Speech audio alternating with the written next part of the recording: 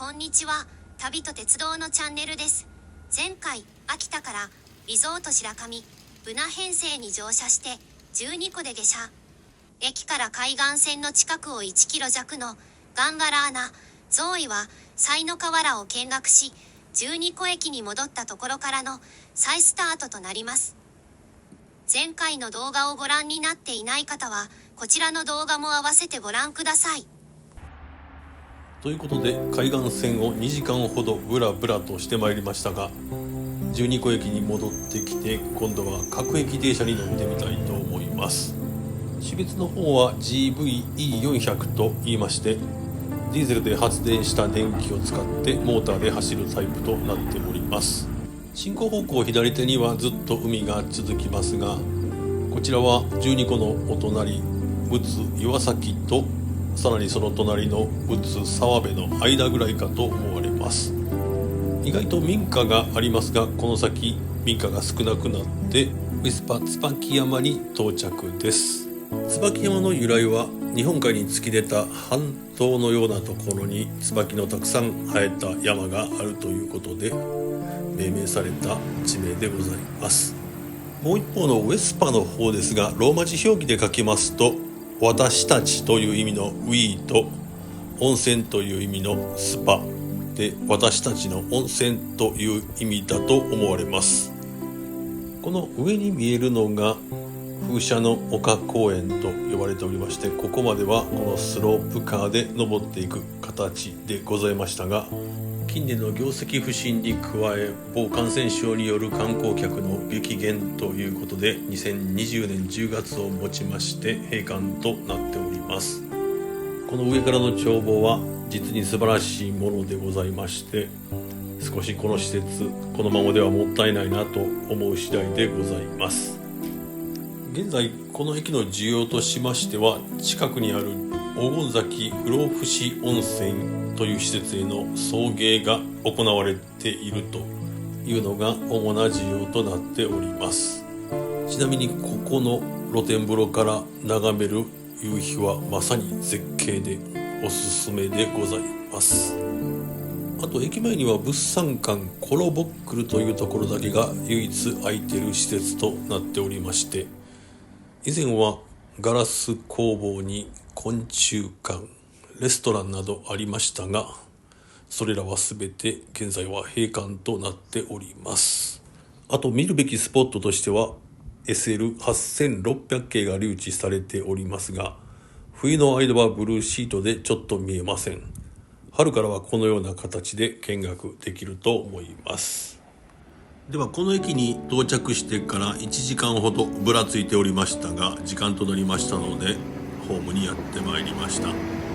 次に乗りますのはリゾート白神熊ゲラ号となります。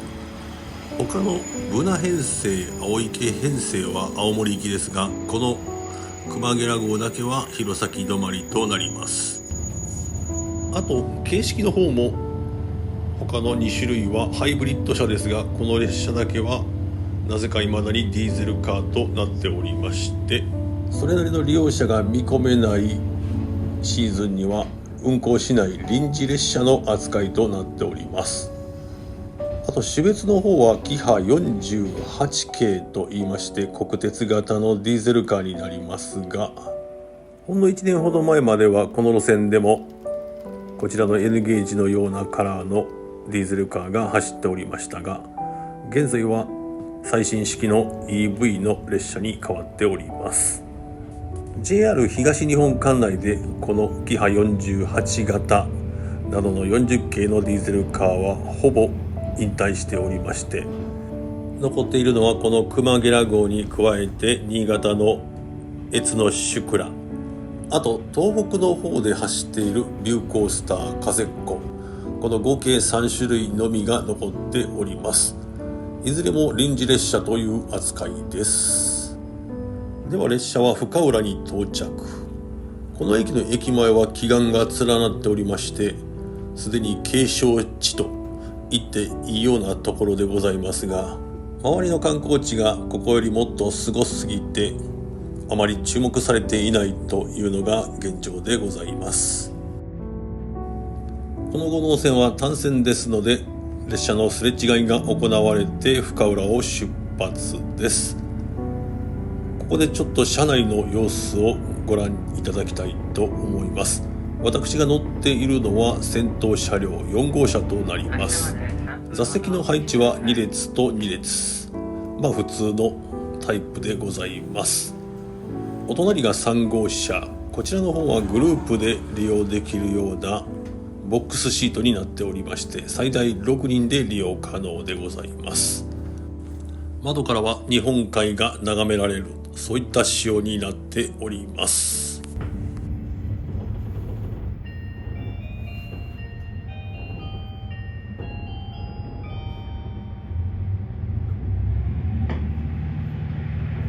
進行方向左側には雪合崎海岸が見えてまいります。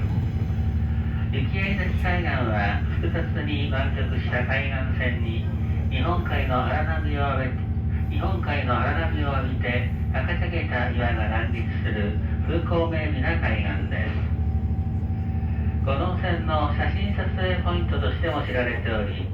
五能線のポスターやパンフレットにも雪合崎海岸付近を走行する列車の写真が数多く使われています。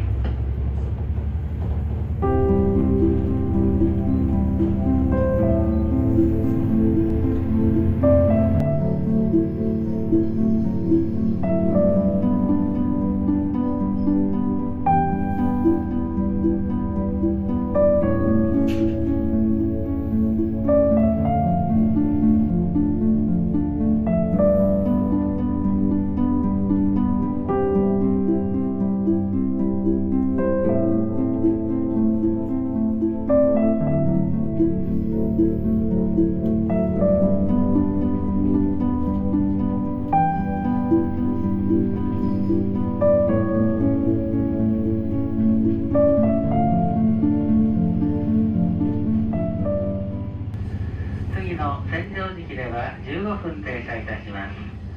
千畳敷海岸でのミニ散策をお楽しみください。千畳敷到着は13時59分。千畳敷の発車は14時14分です。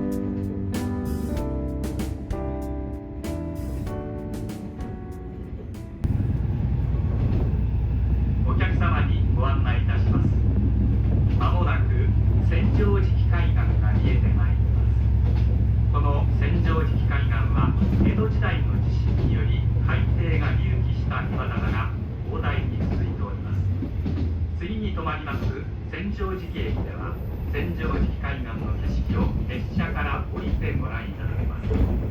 出発の3分前に汽笛を鳴らしますのでごれのないようご注意願います。では乗車したウェスパ椿山から40分ほどの乗車になりまして、まもなく千畳敷でございます。ここでは約15分の停車がございまして、付近を散策することが可能でございますが、私はまもなく立派な公衆トイレが見えてまいりますが、そのお隣にある民宿田中さん、こちらでございますが、ここで食事をとる予定でございますので、この列車を乗り捨て次の列車に乗りたいと思っております。一応付近の飲食店は田中の隣に千畳敷センターというのがありますが、ここは冬季休業中でございまして、駅に一番近いところが望陽楼というお店、ここはイカ焼きが美味しいところでございます。しかしながら一押しは民宿田中となっております。田中にはメニューがございませんで、おばちゃんのいいねで食事をとるわけでございますが、基本的には美味しい海産物がリーズナブルに食べれると、そういったところとなっております。では千畳敷海岸千畳敷駅に到着です。昨夜泊まった秋田のホテルアルファ1で朝食ビュッフェをいただいた後、どら焼きとアップルパイしか食べておりませんので、お腹がペコペコでございましたが、田中に行って店のおばちゃんと話をしますと割と長くなりそうなので、その前の明るいうちにちょっと周りを撮影してみたいと思います。こちらは進行方向側の山の展望台から撮った写真になります。ふもとに降りてきますとこんな感じとなります。熊谷号が停車している間はあの岩の上の先端の方まで皆さん行かれておりまして、ちょっと小さいので分かりにくいですが人影も見えております。その後列車が出発しますと人影がなくなりまして、たまに見かけるのは地元民の犬の散歩の方や、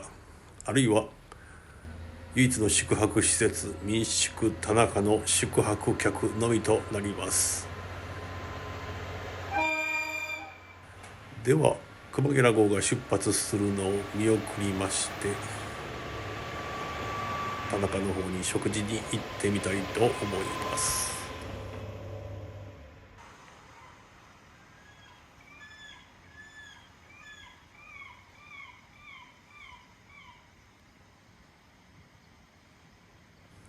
この鳴き声の主はこの子ウミネコとなります。では本日のお昼は刺身定食、お値段の方は1700円、ご飯とお味噌汁お茶などおかわりし放題となっております。もちろん民宿ですので宿泊も可能で、物静かな旦那さんとよくしゃべるおばちゃんと2人で経営されている知る人ぞ知る隠れ家的な人気の宿泊施設でございます。さて次の列車まで3時間20分ほどありましたので、そのうちの2時間ほどを民宿田中で他の宿泊客とおばちゃんと話をしておりましたが、夕日を見ようと外に出てまいりました。まずはこちらがライオン岩、そのお隣が和紙岩と呼ばれる岩になっておりまして、さらにその右手が鎧岩、さらに海に向かって右方向に行きますと、この日は潮が吹いておりませんが潮吹き岩となります。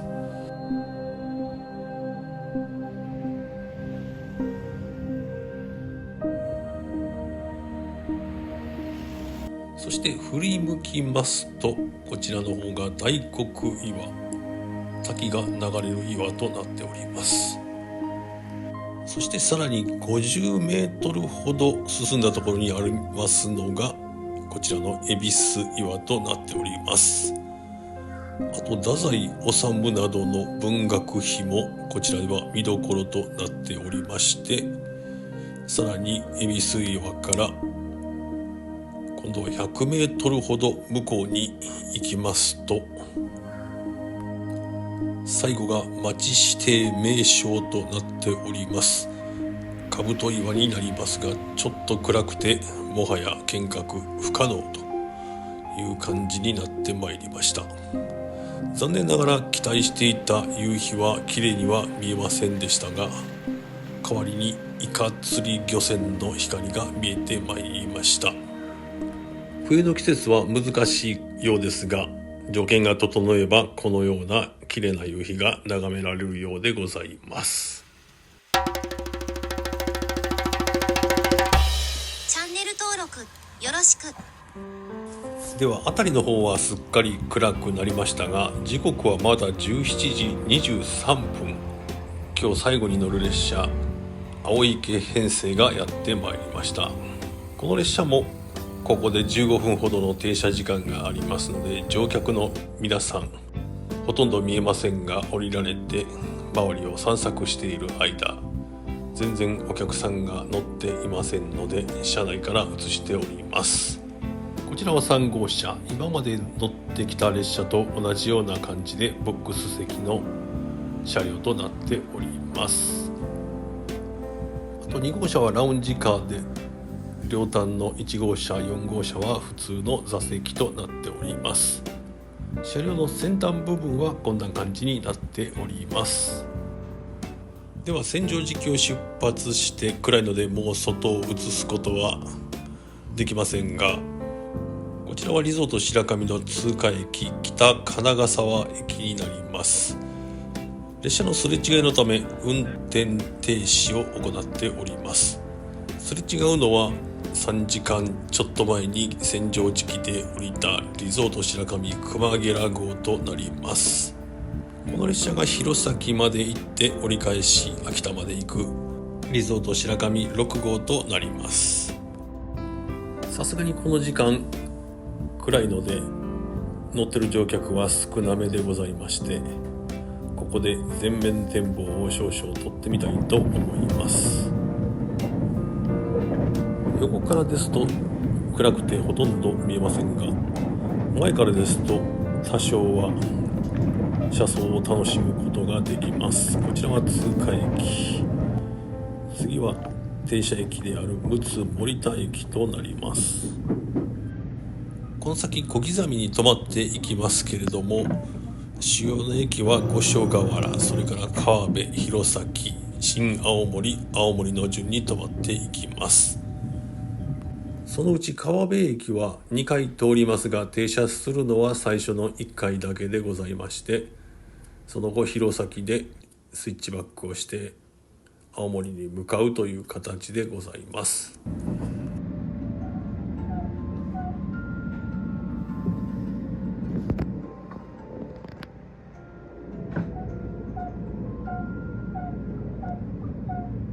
ご乗車ありがとうございました。まもなく終点青森です。津軽線青森鉄道お忘れ物のないようご支度ください。今日も JR 東日本をご利用くださいましてありがとうございました。ということで終点の青森に到着です。今回はリゾート白神の3種類の列車すべてと、さらに各駅停車も乗車したということで、5能線の列車すべてに乗ったという動画でございました。ちょっと2回に分けて動画が長くなりましたが、最後までのご視聴ありがとうございました。あと旅の工程、列車の時間などは概要欄に載せておきますので、旅の参考にしてみてはいかがでしょうか。では次回の動画でお会いいたしましょう。あとチャンネル登録もよろしくお願いします。